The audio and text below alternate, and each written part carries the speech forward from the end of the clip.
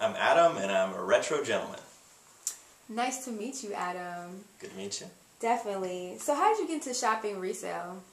I think first back in high school, we would go to the dances, and me and my group of friends got this weird kind of idea in our head that who could wear the funkiest thing compared to one another to our high school dances, and it kind of escalated from there. I found out that, I discovered that you could get things there that you can't get in normal stores that everybody else has. Definitely awesome. Okay, what are some of your favorite stores? I like Salvation Army, Value Village, definitely like Ragorama. There's always great stuff there. They have somebody really good there who picks out the clothes that does a really good job. Actually, if you don't want to have to filter through everything yourself, she goes ahead and picks out the really good stuff.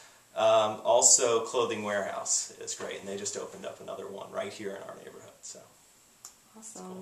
Cool. Do you want to show us around? Show us some of your favorite pieces? Yeah, sure. So there's one right here, actually, first we can start with. This is one of my favorite retro pieces. This is my dad's briefcase from the 70s.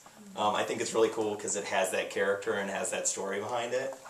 I also, was one of the things I was wearing I thought was kind of cool retro because this is actually my grandmother's. And I actually thought it was cool to start using it as a pocket square. She passed away earlier this year, and it just is really nice to have something that actually reminds you of something else, and can remind you of a person and take you back to a thought that you actually have on your clothes and see, from day to day when you're wearing it out. And so then I have another piece back here that is probably my favorite of all time that I found at a thrift store.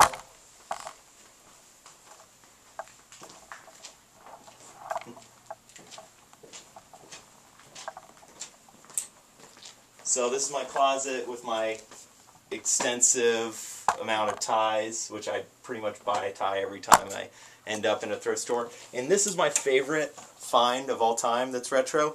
It is actually a working hypercolor t-shirt. And for those of you that don't know what a hypercolor t-shirt is, you can actually make it change color. So if you blow on it or anything, you get heat on it, you put handprints on it, it changes color.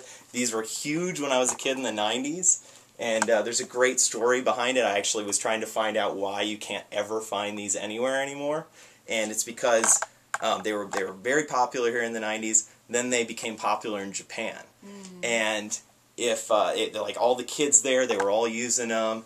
They started making pants out of them. They started making headbands out of them. And they made underwear out of the hypercolor.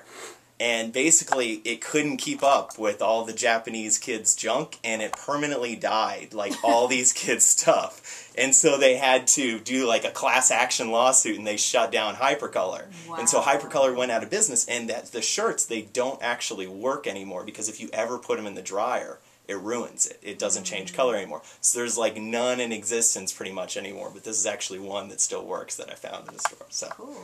That is definitely my favorite piece. All right, awesome. Well, would you like to leave people with a quote or a verse or anything? Maybe not a quote, but I'd like to tell people to play Songster, our game on Facebook. So if you haven't played Songster yet, go check out Songster on Facebook. Awesome. Thank you so much, Adam. Thank you.